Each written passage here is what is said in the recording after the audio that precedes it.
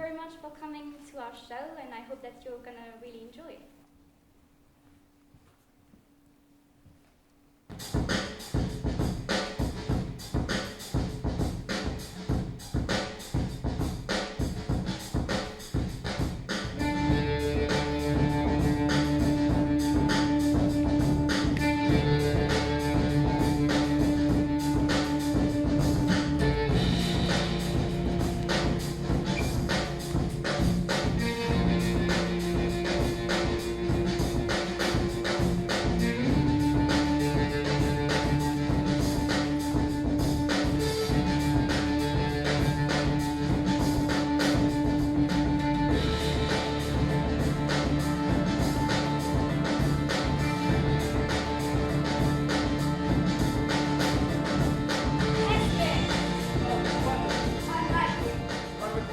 Overthinker. Isolated.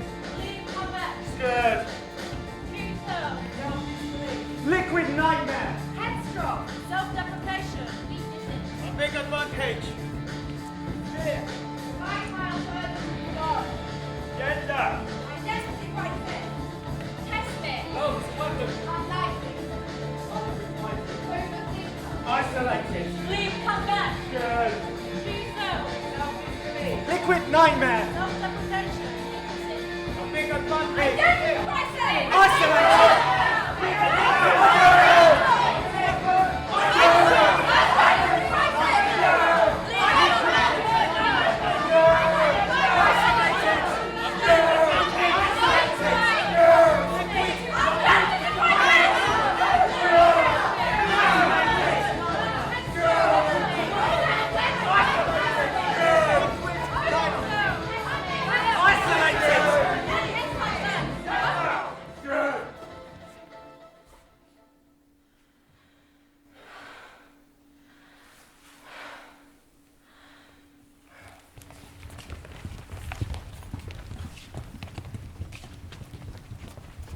Welcome, ladies and gentlemen, to this rank group, where I want you to experience your innermost thoughts and feelings. Now, of course, you will be judged because, let's face it, there is judgment everywhere, but no one can belittle or scorn anything that you say. When you've said your rant, I want it to stay out there. I want it to leave your mind.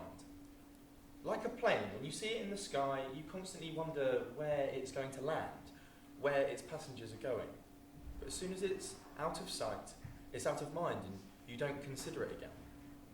Now, what I want you to do is I want you to do exactly the same with all those thoughts and feelings connected to that rant of yours.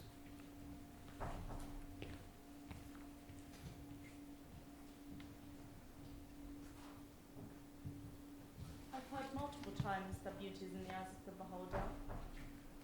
But I wonder, what beholder would be blind enough to see beauty in me? I mean, 9 times out of 10 when I look at myself in the mirror, I feel like not even the greatest plastic surgeon would be able to make me look even half decent. Jose, I'm glad I don't have to look at my face all day long. I just end up putting a drape over it like on one of those Magritte paintings. Though, sometimes I do feel pretty. Like, not everything about me is horrible. Unfortunately, then I look around at all the other girls, those self-confident, carefree girls. The ones who seem so disinhibited by the world surrounding them. I have a never-ending admiration for girls who can speak their mind. I don't care what people think of them. I mean, I just use a shield of sarcastic humor to protect myself from everybody. Sometimes I genuinely wonder if there's anything that makes me lovable. I mean, what in God's name would make any boy or girl turn around when they see me in the streets? Guess nature just hasn't given me any good qualities except my amazing sense of humor. I mean, that doesn't fill me with much confidence. People see your weaknesses. They will use them against you. That's the hardest lesson life has ever taught me. However, it is difficult to be strong in front of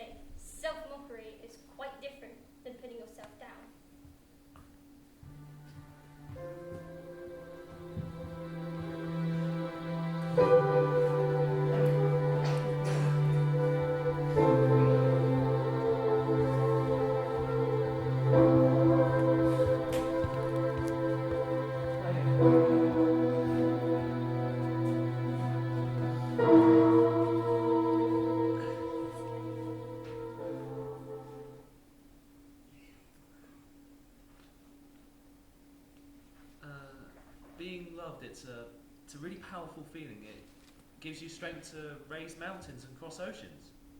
Trusting oneself, it's just one of the hardest things I'm going through. I just never seem to be able to do it. However, it is a double-edged sword. It can create an infinite number of possibilities, but it can also destroy an equal opposite amount.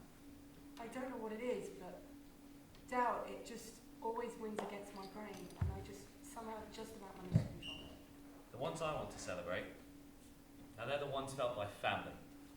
I went away travelling for 10 months, and when I came back and I looked through the airport glass window and I saw my family stood there, that was pure and utter love. Love is that feeling you get when someone goes away and you just miss them so much.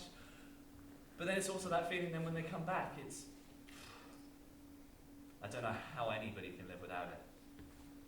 I feel like when you're a child, you don't realise these things until you're faced with the monsters. Despicability, mockery, humiliation. And even if your confidence could grow back like a liver, those three will eat your confidence alive and will leave so many doubt crumbs that even like the second liver, it may never grow full size again.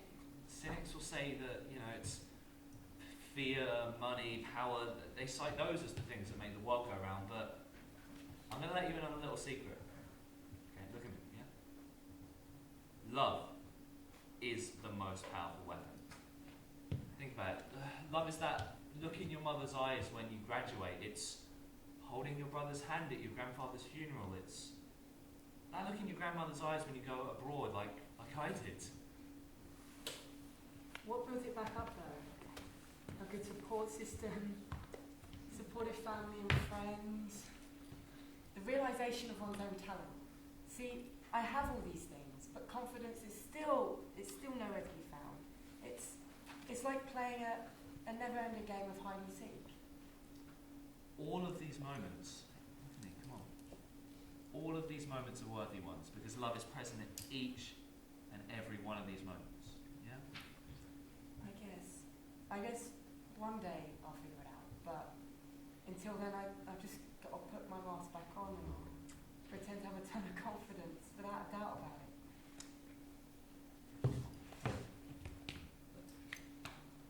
It's great to see you. I'll see you around, yeah?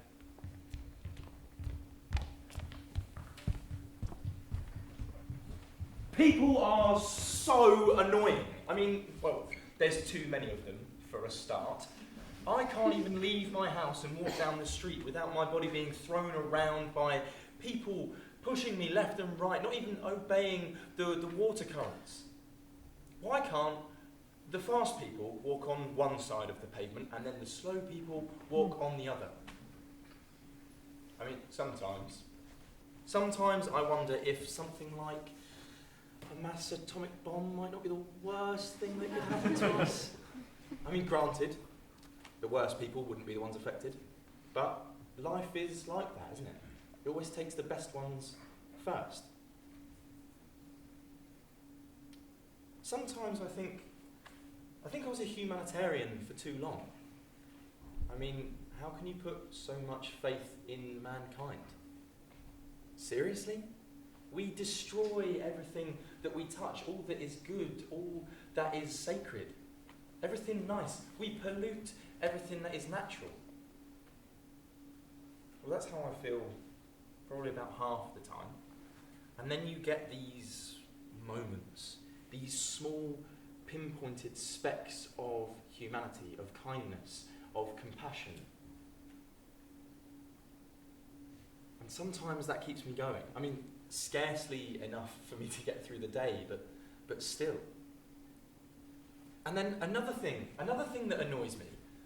Periods are awful.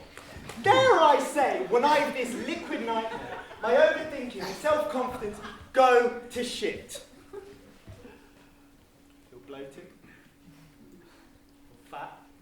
I feel angry. I feel annoying. I feel disillusioned. Fatalistic. In short, I feel like hell.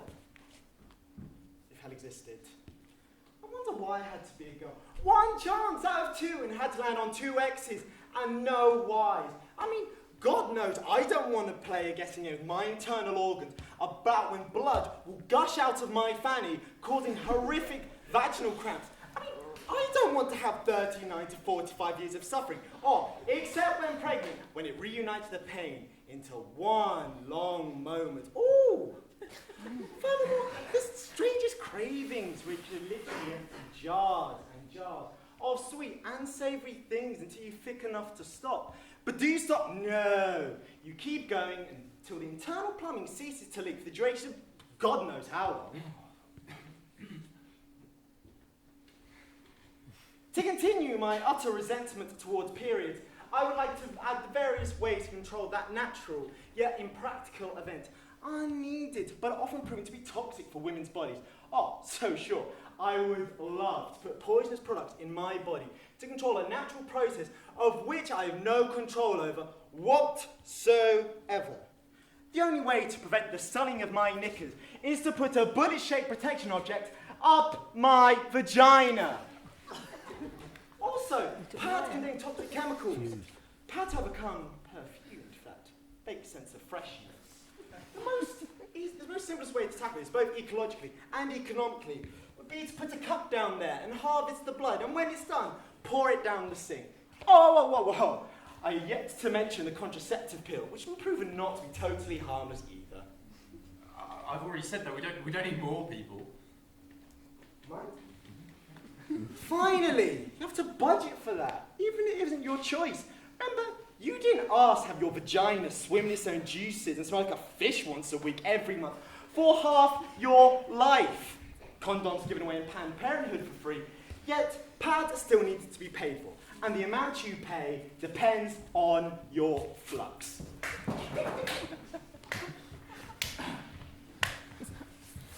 Radical feminism is as bad as archaic, patriarchal values.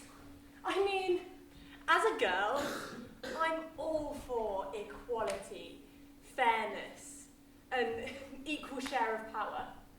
But demonising men is not the way to do so. When I speak to my male friends or relatives, they express feelings of non-belonging and not knowing what to do. I want to say that I'm against disrespectful or macho male attitudes, like treating women as the lesser sex, making them feel unsafe to walk home alone, shaming them for their periods, treating them like pieces of trading merchandise.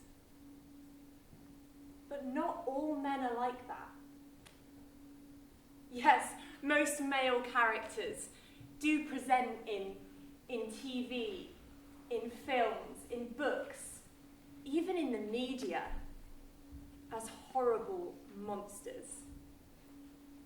Yes, the adage, boys will be boys, shouldn't be used anymore.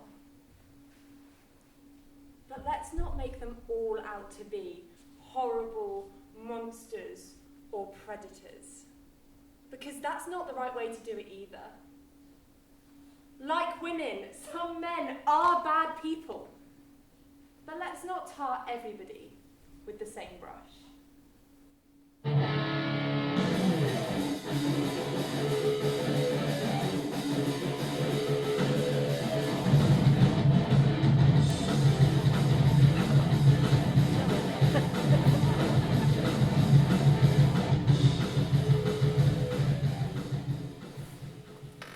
Sickens me how people these days tend to be a bunch of snowflakes and preachy people. I am against any form of LGBTQ plus rights, and I am disgusted that people like that think they have any right to demand rights at all. Sorry? It's unnatural. I got lucky to escape this form of illness. Excuse me? I have not been tempted by evil, and I will surely not let myself be called a homophobe.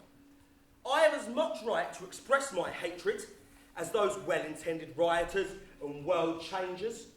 But when they look back and they hear about me and write about me, I'll probably be a privileged white man, a bigot, a homophobe, probably racist too to top it all off.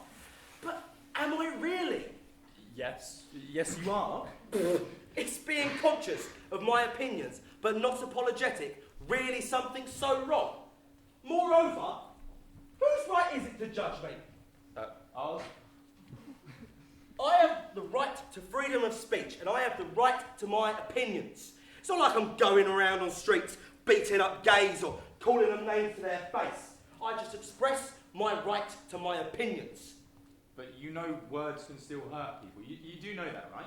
Another form of people I hate are those that feign mental illnesses, like a football player during the World Cup or the Premier League. Let's be honest, they are just weak-minded people who let Satan take over their minds. Well, all right. Let's not bring Satan into this. They are lost causes. Poor unfortunate souls. You know what else? People that complain they aren't happy all the time. No one is happy all the time. Or those that say they think too much.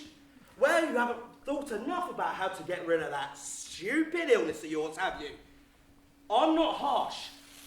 I just believe that any illness, may it be mental or physical, is all in your head. With enough determination and perseverance, you can pull your head out of your arse and realise all those bullshit illnesses you thought you had.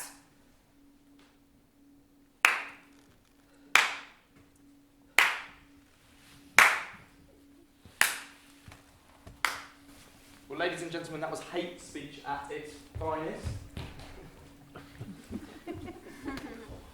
No.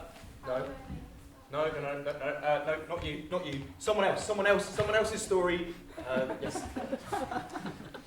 Speaking a foreign language is usually seen as a big advantage. Yes. Tell that story. Being able to master and understand one is even better. However, it can be incredibly frustrating. Sometimes, speaking to natives in their native tongue is painful. Some people don't try to make any effort to understand you. They just look at you as if you were from another planet and did not speak the same language. Usually, when that occurs, you lose control of what you were trying to say. Furthermore, the accent issue. If you have an accent, no matter how well familiar you are with the language, people have a rather condescending attitude towards you. They just treat you like a lost child in a mall that needs guidance, or they feel the need to speak extra slowly and articulate every word, because if not, you won't understand them. It's incredibly frustrating for us as foreigners to be taken for invalids. People, especially shopkeepers, are excessively impatient with us too, as they don't feel the need to guide us through the shop.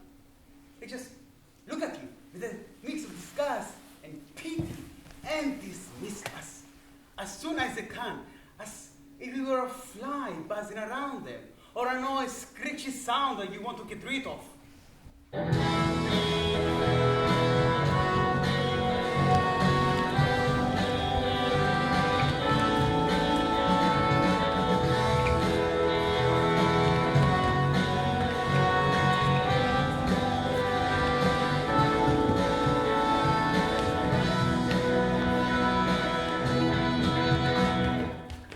Society tends to always focus on the negative. I mean, just turn on the news. You either have bad news or fillers. Even as a child, you're more often told what you shouldn't, mustn't, or can't say or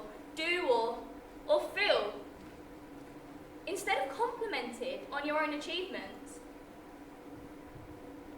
The red pen and the red faces are often more prominent than the green ones. And then you move on in life and you're given rules and limits to respect in order to live in perfect harmony. Or shall I call it conformism? But if you have money or power, then that amounts to shit. The world will close its eyes to your crimes and wrongdoings. So what do we teach our future generations? Money and power are the only means for you to achieve anything.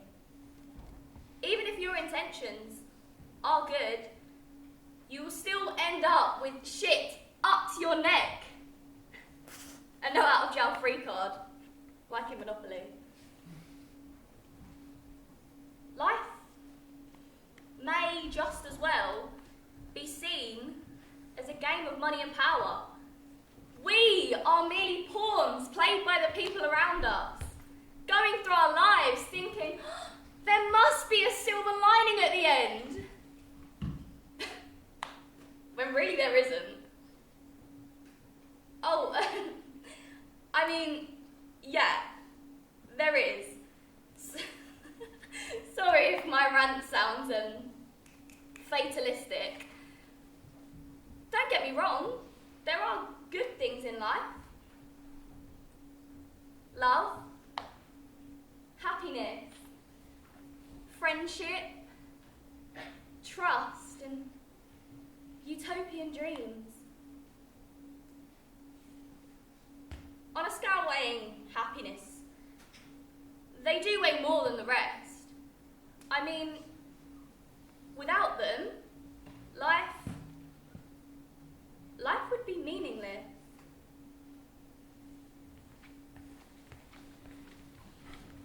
Speaking of meaningless, do you know what I hate? Women's magazines.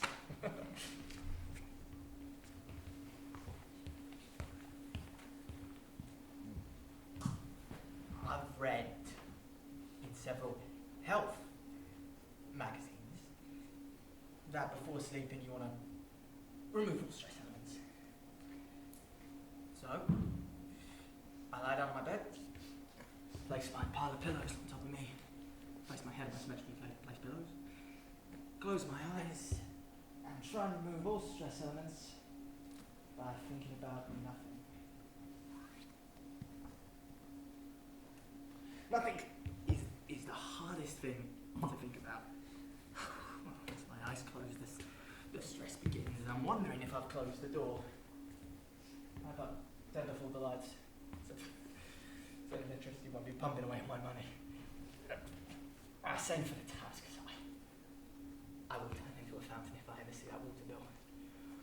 And then after all those little trifles are out of the way, I wonder what would happen if I didn't wake up tomorrow.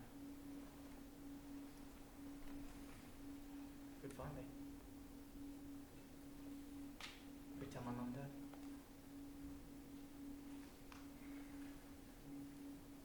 Songs would I play at my funeral? For like a nest? Is it like a Jonas thing around? So anyway, I'm freaking out because I haven't read Will. And then my heart pounding on my pulse. Maybe I just really want a nice, peaceful night of sleep. However, my amazing brain keeps coming up with all these wonderful scenarios. Sometimes they're good. Other times they're bad. And when they're bad, I have this trick.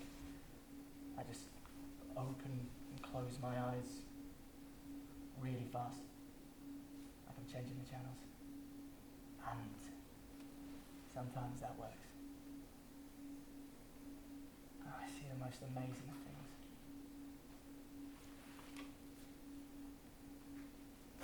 And other times I feel like Alice. As she goes deeper and deeper down the rabbit hole. And I can't escape these nightmares.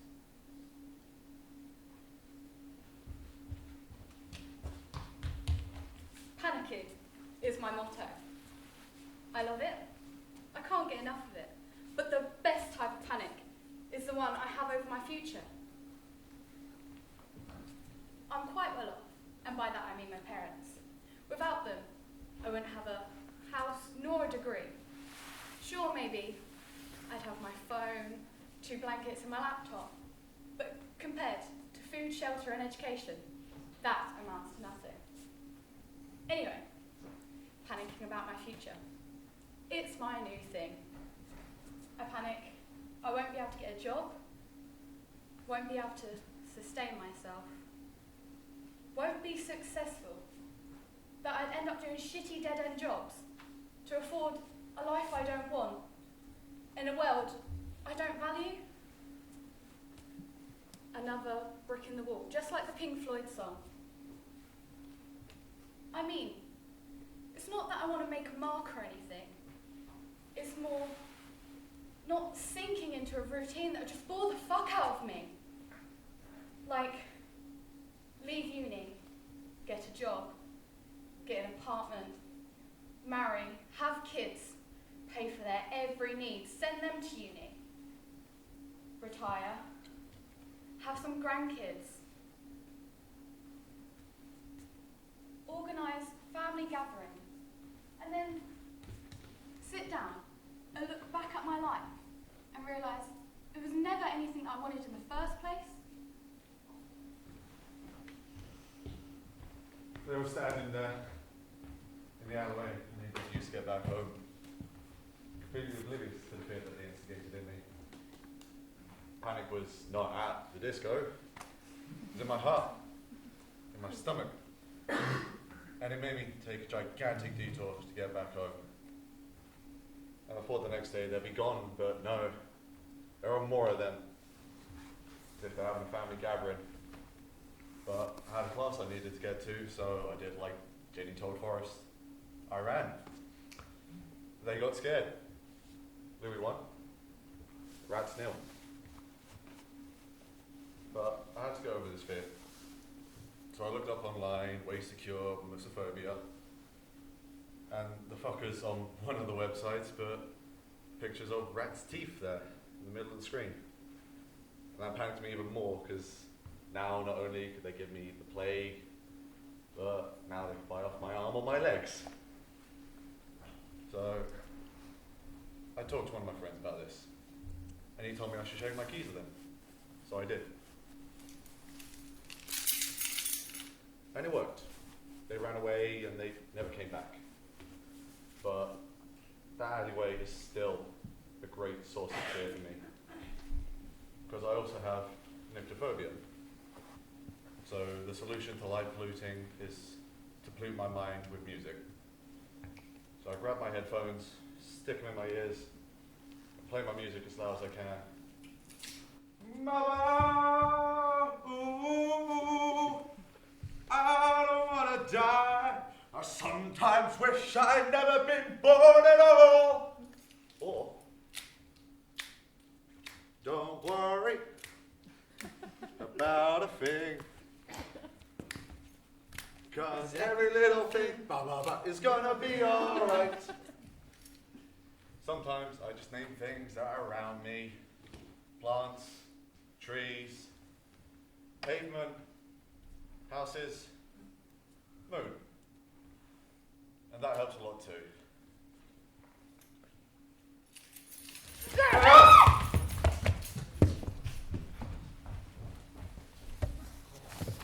All that noise.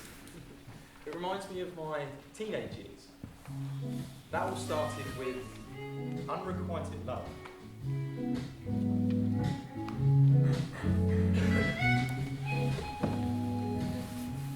Sometimes, when I'm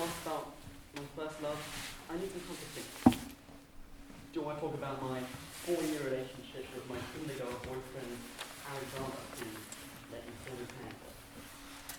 Or what about my 4-month relationship with my first grade classmate and fellow class clown Sebastian?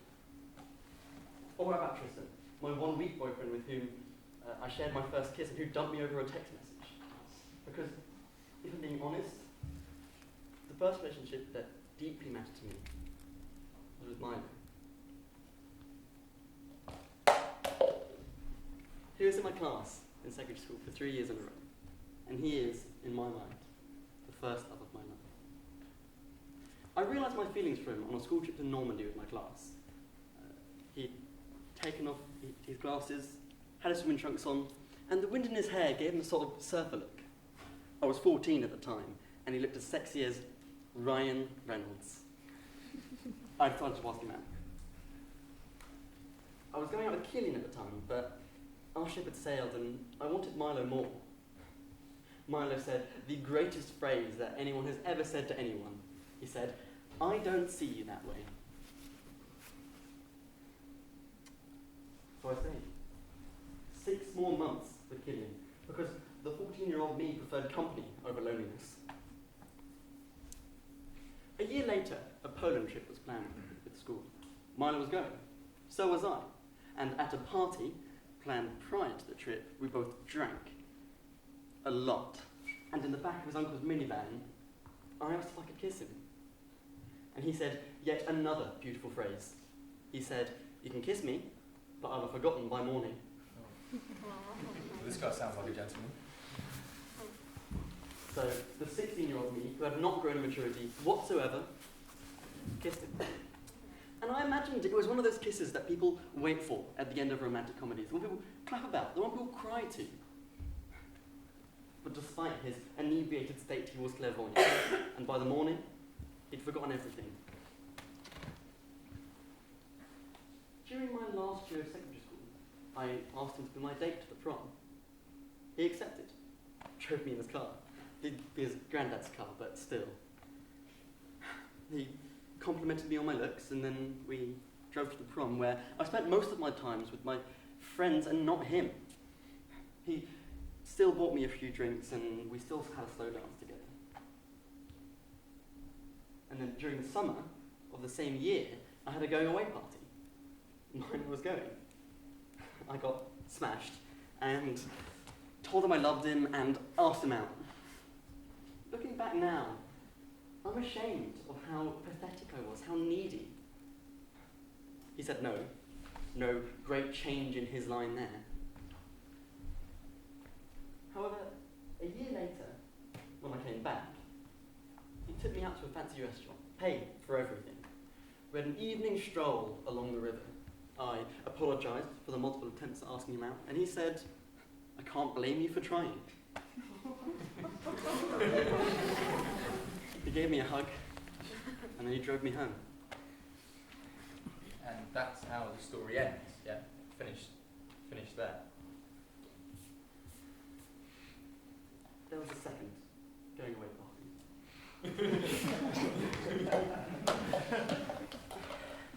And he came again. I was fucked out of my face. And I asked him out. He said, "I'd rather kiss the devil's arse than kiss you." I told my friends, and they said that he didn't deserve me. And that's when I had an awakening. That's when I realised that he would only ever see me as a friend. So I let him go. Unrequited love in its purest form. Yet this is the story I want to tell when I'm asked about my first love.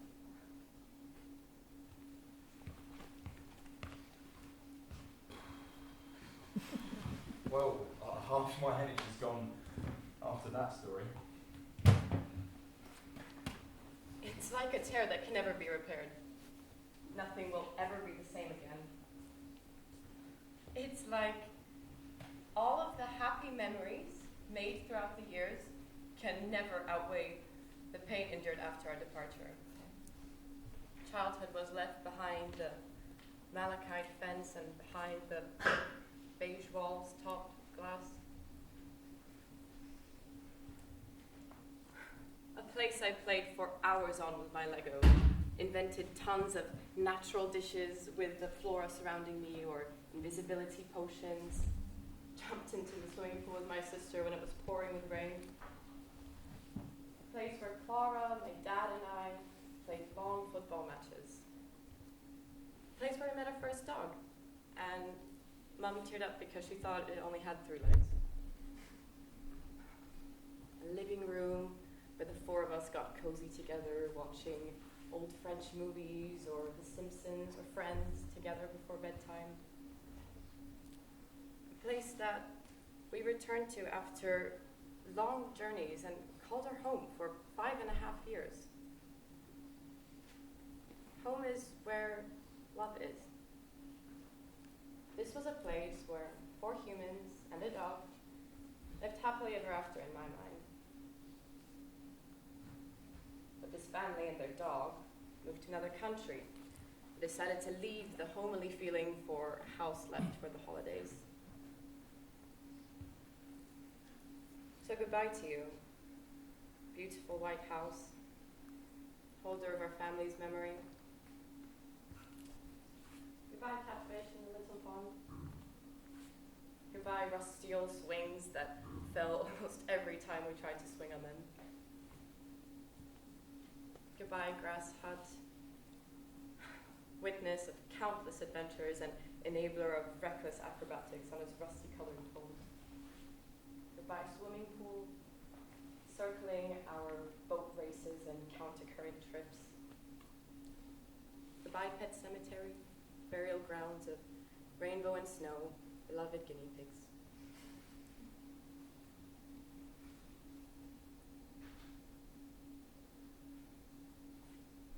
Goodbye, childhood. See you in my memory. The act of writing feels like sewing all of these memories back together, and like thread, it may hold it together. It might not repair the tear, but offer a feeling of a cure for childhood nostalgia. What a lovely story, and I don't think it's over yet. Speaking of childhood, though, I remember heroes and villains. Except villains were always my heroes. What about you? Children learn about heroes and villains through tales and stories that they read, or movies that they watch. And until a little time ago, I thought of myself as a hero. I'm a kind, compassionate, empathetic girl. And then doubt came into my brain and caused chaos. Suddenly I have these evil, terrible thoughts that one cannot control. Picture it as having an angel and a devil in my head, and they are constantly fighting, as if I had 2 selves in me. So I wonder, who am I? Am I part of this tectonic world, or am I belonging in the grey area? Not that I've ever belonged anywhere. I like to think of myself as a citizen of the world. I've lived in many places in my life, and I feel like a fish in water everywhere else other than my birth country. Belonging is an important feeling. I feel like it helps with defining who you are.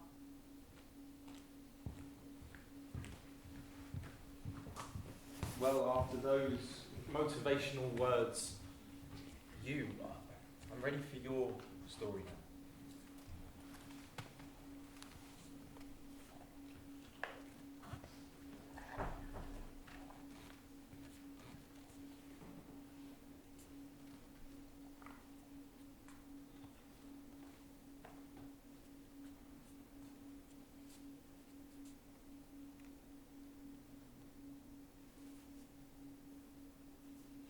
How do I make it stop?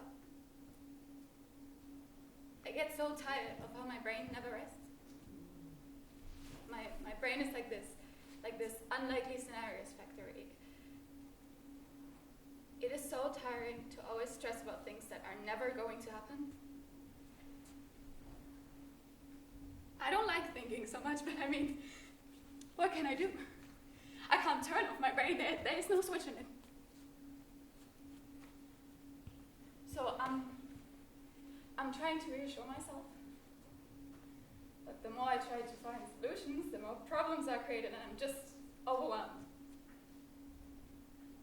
It is hard to rationalize yourself and put distance between what is and what isn't important. Finally, I tell myself that at the end of the day, what really matters is not my reaction in those unlikely scenarios, but the ones in my everyday life. What doesn't happen has no importance. It is powerless. What is powerful is what you will do to make a difference. What you will do to make this world a better place.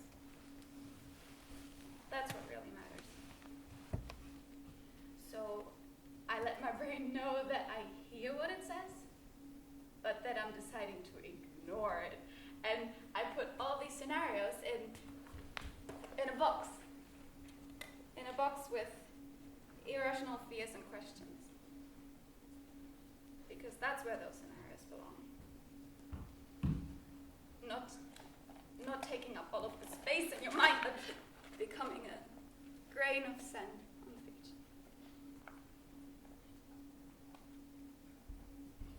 Some questions will never be answered, and we have to accept that.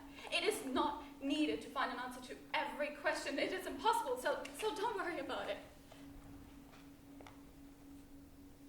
I know I'm not the only one with a serious case of overthinking, but fuck me, it's almost as bad as depression.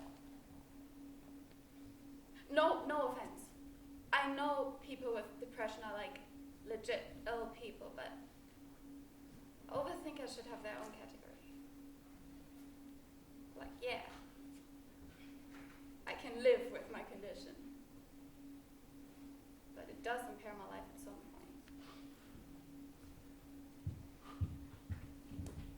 point. Why do we need love? That's probably something that people overthink about the most. Like, why do humans need love in their life? Well, what would we be without it? People say it's what will one day will stop all the suffering and the atrocities, or that it is what makes world go round. The real question is, why, after being heartbroken, do we still fall back into the trap? It must be because it has some kind of worth. Most people will say you'll know what true love is once you meet the right person.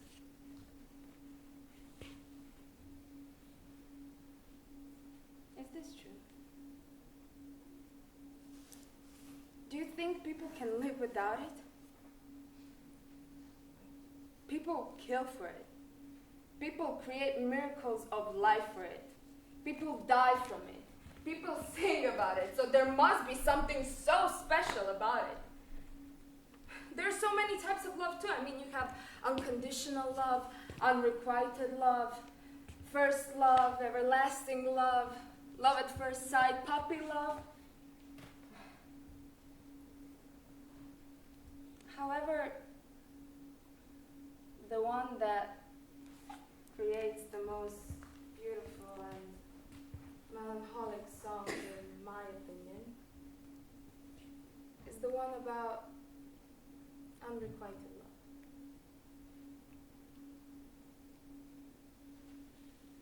We've all had that feeling.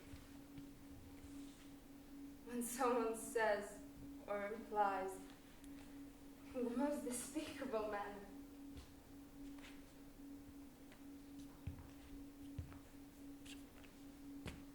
did you actually think that someone like me would love someone like you?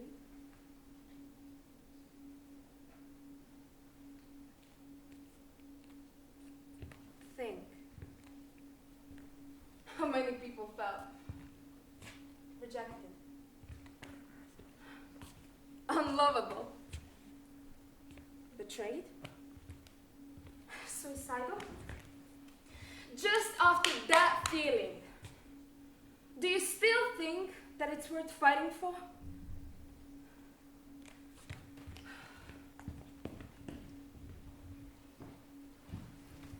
There are some people who struggle to even imagine leaving their house anymore. I find it hard to leave my house on a daily basis. I leave my room and look at all the plugs. I check that the water bottles are correctly closed, that my computer is being placed in a way that it will prevent it from magically falling. Then I check the tabs, the lights, the doors, the plugs in the kitchen, the oven, the hobs, the toilets, the windows, the doors. Finally, I leave and go back to check again. Unfortunately, when my brain boils up, it proceeds to make me doubt my every gesture, and going out becomes a torment.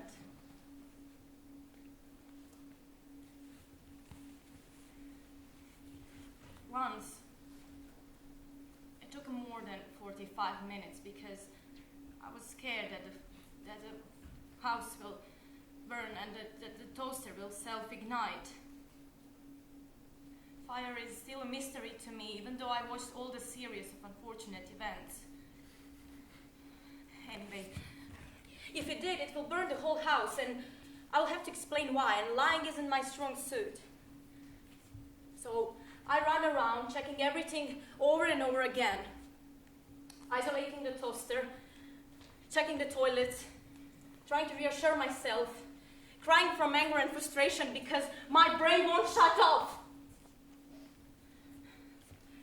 Then stomping my foot, screaming at myself, trying to calm down. Then finally, trying to leave without looking back.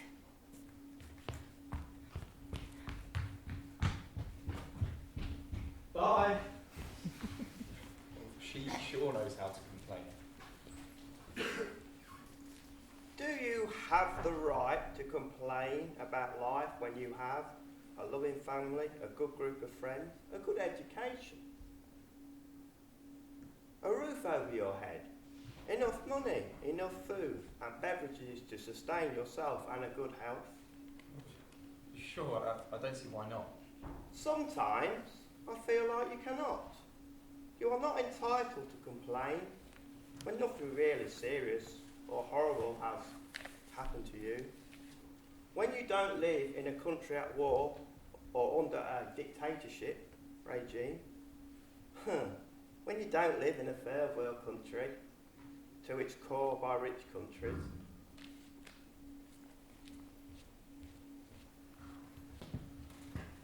Well, yes, after all of that, I'm about 3/4 of the way down now. Identity crisis. That's the word I choose to use on what I was, and I'm still going through. No, not right now. I was born in Belgium. I have 2 parents and a sister. I know where my parents, my great-parents, my great-great-parents are from. I know their origins, their roots, their stories. It has always been essential to me to know all of this stuff. It gives me an answer to my crisis. This roots with a journey that changed my entire life forever. Can we tell a different story? Might help me to put some words to these emotions. I can't distinctly remember when Dad told us we were going to move to the Democratic Republic of Congo, to Lubumbashi. That was the name of the city that I was going to spend my whole childhood in. All I can remember is one day, Mum, Willow, my paternal grandparents and I drove Dad to Brussels Airport. He was going there to find some new lodgings, familiarise himself with his new job, this new country. He was sending us some pictures and asking us which house we wanted to live in. We always choose the one which looked from a postcard, which had a snowman-shaped pool and a palm tree next to it.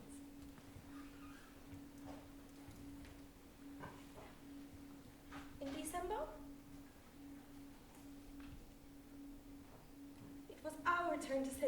for our friends and families and took a 12 hours flight.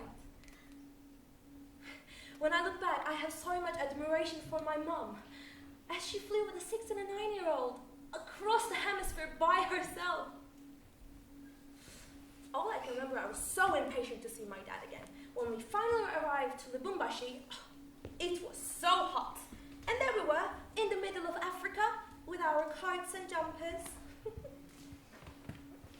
When we finally arrived at the airport, there was this gigantic room. And in the middle was my dad. I was so happy to see him again. I just jumped in his arms with joy and I was so happy.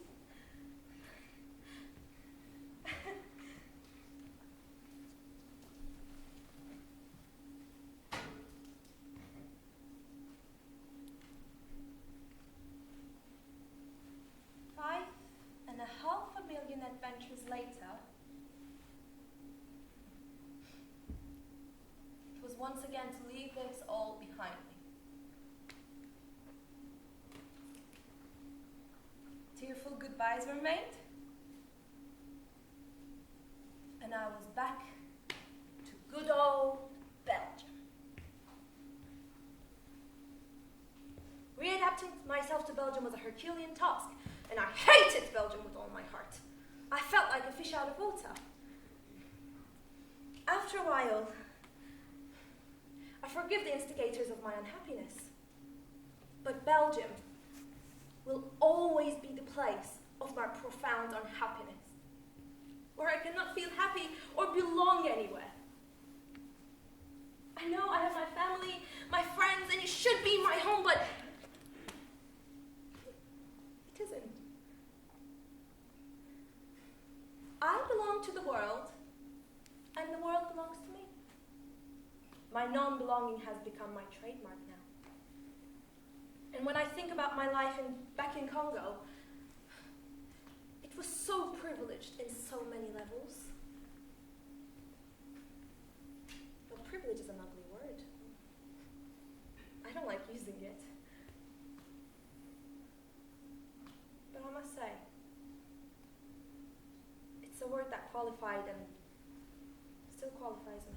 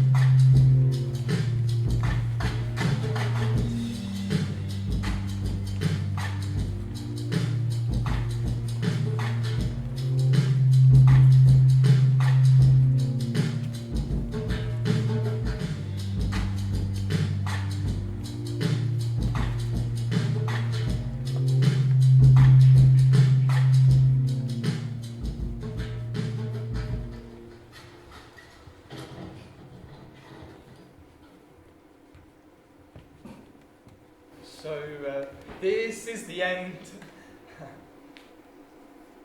all of my innermost thoughts and feelings circling me as if I were the sun and they were the planets.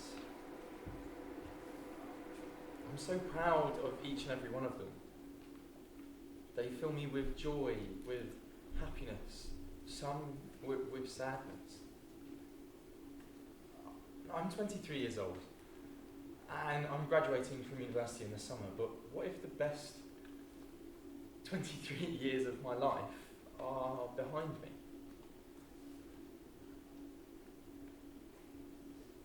It's like when you're on a roller coaster and you're going up and up and up and you're just about to reach the top, the bit where the cart gets released and the exciting experience starts. It's so exhilarating, but it's also scary. My life at the moment is like a clean slate. A fresh start, a blank page on which any number of more stories can be written. I mean, it's what I've waited for my whole life. It's freedom. It's independence. Who would have thought two emotions could be so terrifying but exhilarating both at the same time?